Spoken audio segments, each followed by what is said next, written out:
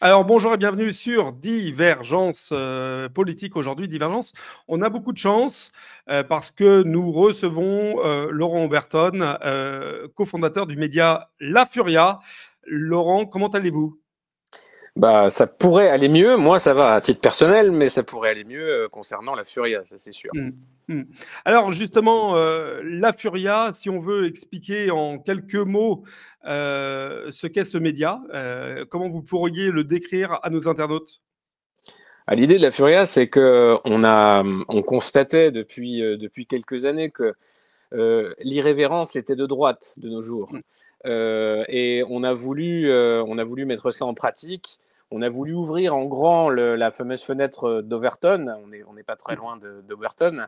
Et raviver un peu l'esprit gaulois, c'est-à-dire on s'est dit, bon, il y a une actualité qui est lourde, il y a des sujets difficiles, on essaie de parler un peu de tout, de culture, de politique, d'actualité, avec une bonne dose d'illustration un peu enragée, avec de la satire, avec de l'outrance et de la provocation, et pour secouer un peu tout ça, voilà, donner un peu d'épices dans le paysage de la presse française.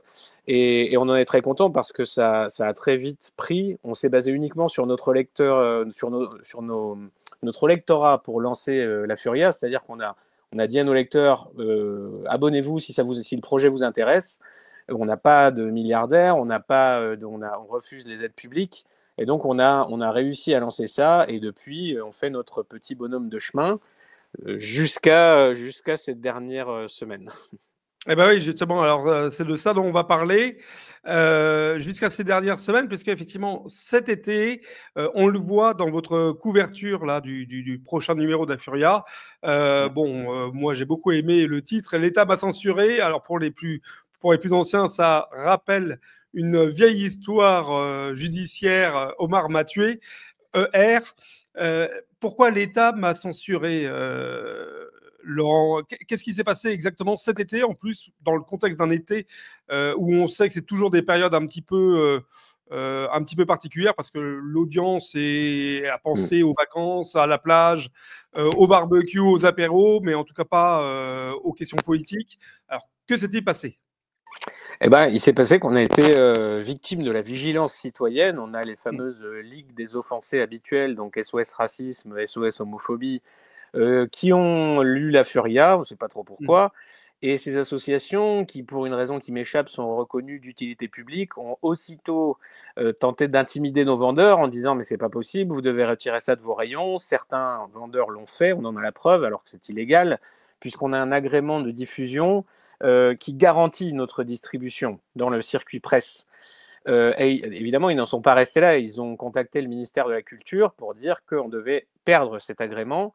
Et le ministère de la Culture s'est montré très docile parce qu'une commission, alors c'est un peu l'Arcom de la presse, hein, je ne vais pas rentrer dans les détails, mais a décidé que oui, nos contenus étaient susceptibles d'être problématiques a décidé de nous retirer un peu en urgence, en plein été.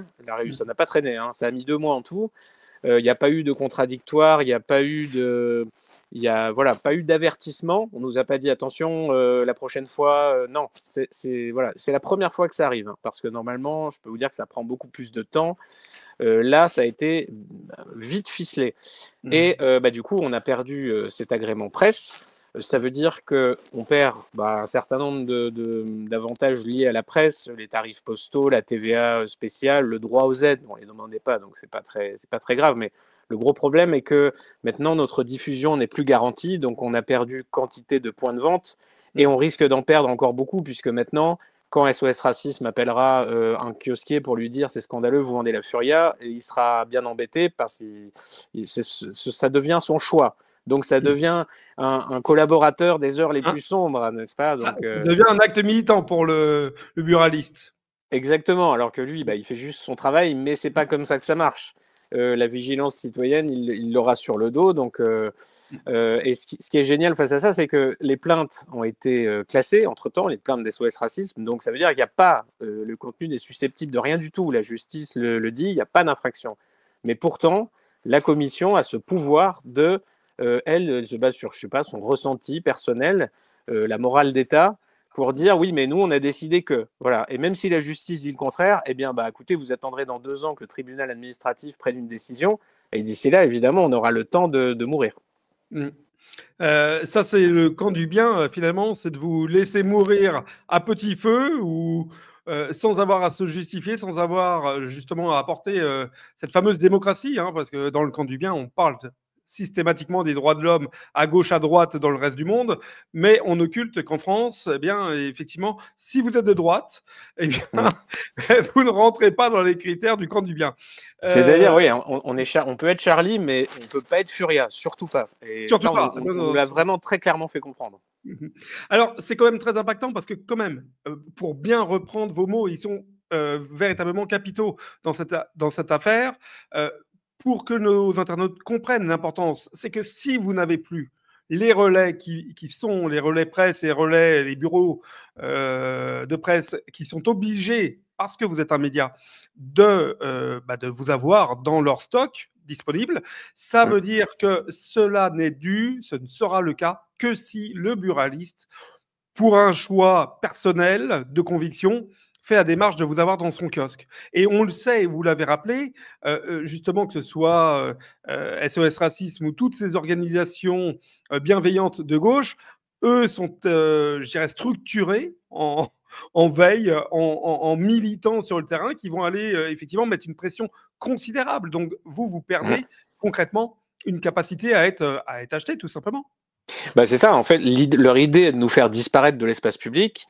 C'est-à-dire, comme disait Marceau, c'est bien plus vicieux que vous n'avez pas le droit de publier. C'est vous pouvez publier, par contre, plus personne ne vous verra, ne vous entendra, ne vous lira. Donc, c'est encore beaucoup plus vicieux. Ça veut dire on parle toujours de liberté d'expression en France, mais on ne parle jamais du contrôle des canaux de la liberté d'expression.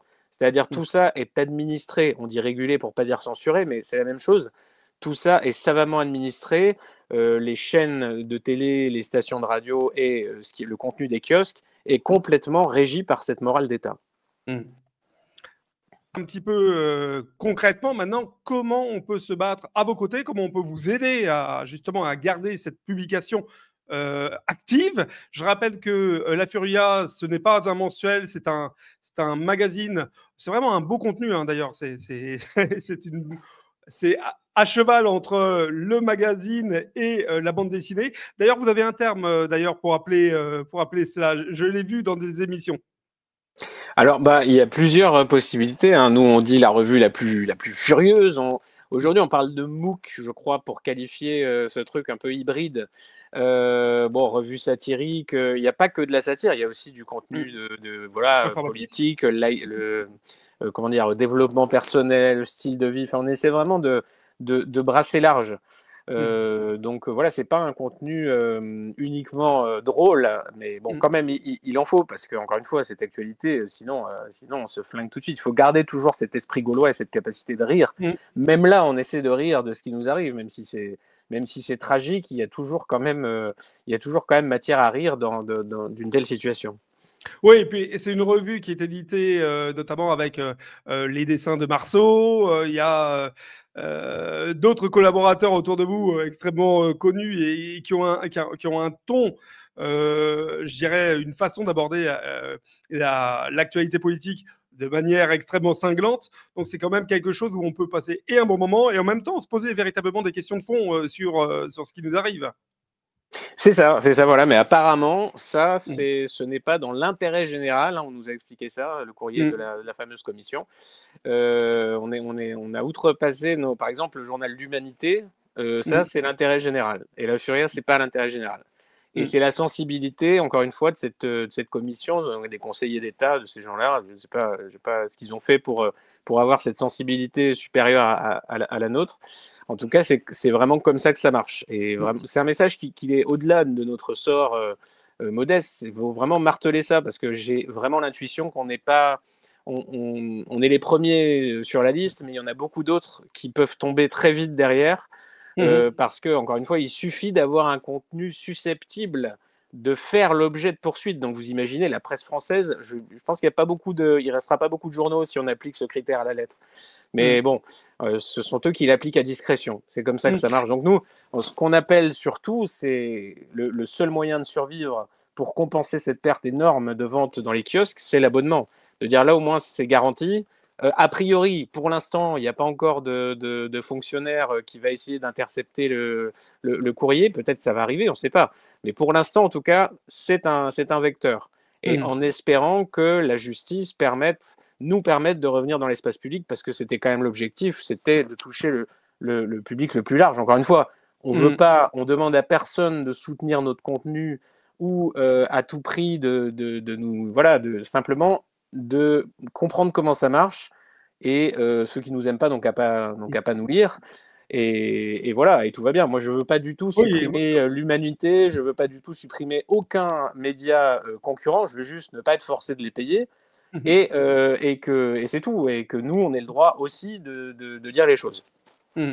Alors, je rappelle que La Furia, bah, justement, si vous voulez l'aider, ce magazine, ce beau magazine, à perdurer, eh bien, allez sur le site lafuria.fr, donc c'est pas compliqué. Et puis, vous verrez, il y a immédiatement une possibilité pour vous de vous abonner. Alors, il y a des abonnements soit de type annuel, soit mensuel, donc il y en a véritablement pour tout le monde. Le coût est vraiment pas prohibitif. Donc, c'est une belle revue, c'est en plus une belle je dirais, un beau combat à soutenir. Donc, nous, on encourage ici à Divergence Politique tout le monde à aller faire un petit tour sur le site de lafuria.fr, à regarder comment faire pour vous aider. Si on revient au fond de cette histoire, il y a quelque chose qui est assez singulier. C'est vous pouvez peut-être nous parler de la personne qui a pris la décision et je dirais de qui elle est finalement, parce que c'est pas quelqu'un d'anodin, c'est pas un fonctionnaire comme ça caché dans un bureau qui s'est dit tiens, on va interdire la Furia. Non, c'est un peu plus Oui, que ça. exactement, parce que bah, nous, on est comme tout le monde, on voit la commission, machin et tout, on se dit, ah, encore une commission, il y en a des Mmh. centaines avec des acronymes, alors celle-là, c'est CPPAP, je ne vais pas vous expliquer, on s'en fout de ce que ça veut dire, mais ce qui est bon de savoir, donc on se renseigne, cette personne à la tête de la CPAP est donc conseillère d'État, et elle a été nommée par la ministre, c'était la ministre de Macron il y a quelques années, en 2022, par décret ministériel.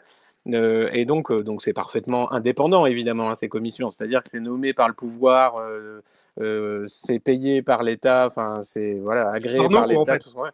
Voilà, exactement. Et elle est donc une ancienne énarque.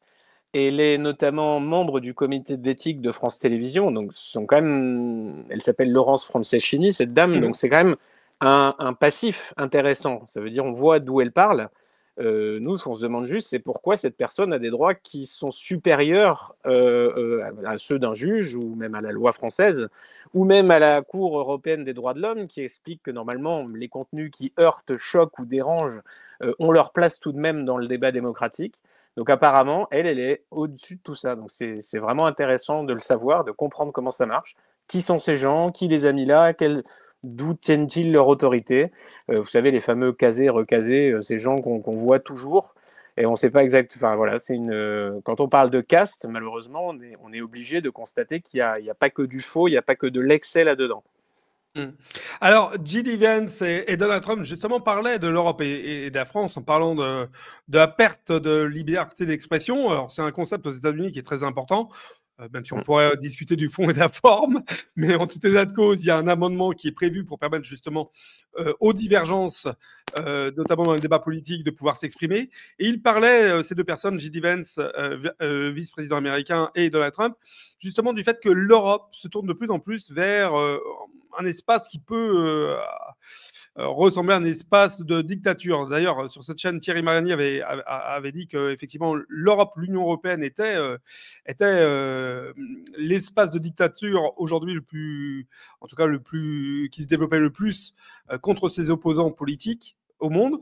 Est-ce que vous avez l'impression véritablement que la France est en train de se tourner vers je dirais une censure systématique des oppositions? Ouais, on le voit, il y a une collusion entre le pouvoir et les grands réseaux sociaux. Alors, X, Mmh. évidemment, y échappe parce que c'est Musk, mais Mmh. les réseaux Meta, par exemple Facebook, Instagram, on voit bien à quel Mmh. point sont restreintes certaines publications, Il y a eu des accords qui ont été passés récemment, encore avec Aurore Berger. Les associations antiracistes ont eu des crédits supplémentaires pour venir un petit peu ronger petit à petit l'espace de ce qui peut être dit. Et à partir du moment où, comme ça, le débat public est régulé par ces gens-là, il n'y a plus de débat démocratique libre. Donc la souveraineté, elle n'est libre que la souveraineté populaire, elle n'est libre que de s'exprimer une fois que les cerveaux ont été lourdement conditionnés. Encore une fois, parce que l'expression n'est plus du tout équitable. Si nous, on a notre petite furia modeste dans un coin, hors des kiosques, loin des yeux, et que en face, vous avez les journaux télévisés, vous avez le service public, vous avez les stations de radio, vous avez toute la propagande agréée par ce système, eh bien évidemment, vous êtes absolument perdant. Au grand concours de qui va réussir à réarmer les esprits, face à cette machine qui est Big Brother, à sa puissance technologique, on a déjà du mal. Mais même ça, c'est inacceptable. Le système ne peut absolument pas laisser le moindre concurrent exister parce qu'il sent bien que l'opinion lui échappe, que les gens pensent de plus en plus mal, que c'est de plus en plus difficile de les contrôler, donc il essaie de serrer les boulons. Et nous, on fait tout pour justement continuer à crier tout haut ce que la France ose enfin penser. Oui, c'est ce que j'allais dire. Vous parliez de loin des yeux, j'aurais tendance à dire et proche du cœur, parce que finalement, la Furia ou tous ces contre-courants alternatifs, on en parlait dans une émission ici, justement, sur le poids des milliardaires dans les médias français, notamment aujourd'hui, et ce que ça pose comme question et comme interrogation sur le fond du projet. Ceci étant, les idées, effectivement, sont majoritaires aujourd'hui dans le cœur des Français. Donc, il y a véritablement une prise de pouvoir, une prise de contrôle totale d'une caste minime pour un profit, finalement, de très peu. Voilà, à l'encontre de... Oui, c'est complètement ça. Et puis, voilà, il y a cette sensation, effectivement, il y a un peu de la panique aussi dans ces décisions rapides et arbitraires parce qu'ils sentent que le contexte est vraiment pas bon pour eux, que pour le coup, certains partis politiques d'envergure commencent à dire oui, mais ces subventions, oui, mais tous ces machins d'État, finalement, à quoi ça sert et pourquoi ils sont là. Donc, ces gens, ils jouent un petit peu leur survie en tant que, pour moi, ce sont des organismes parasites puisque on les paye de force, on ne veut pas le faire et on le fait quand même et on est obligé. Et donc, pour moi, ils sont authentiquement nuisibles et ils doivent disparaître, pas les individus. Je parle évidemment de ces organismes. Donc, nous, c'est le discours qu'on tient aussi. Donc, on comprend qu'eux, ils en aient après nous. Mais voilà, tant qu'on a nos lecteurs et tant que les Français éveillés sont suffisamment lucides pour trier leur information et pour aller la chercher ailleurs que sur les JT agréés, eh bien tout va bien et ça va continuer. Et le mouvement d'éveil me semble très difficile à entraver. Voilà, c'est un petit peu la scène de ce film très connu, Matrix, avec la pilule bleue et la pilule rouge. Eh bien, écoutez, prenez la bonne pilule, continuez effectivement eh bien, à écouter et à suivre des médias, ce qu'on appelle alternatifs ou indépendants. Continuez à contester forcément tout ce que vous voyez, la véracité des faits, des propos qui sont tenus aujourd'hui dans les grands médias.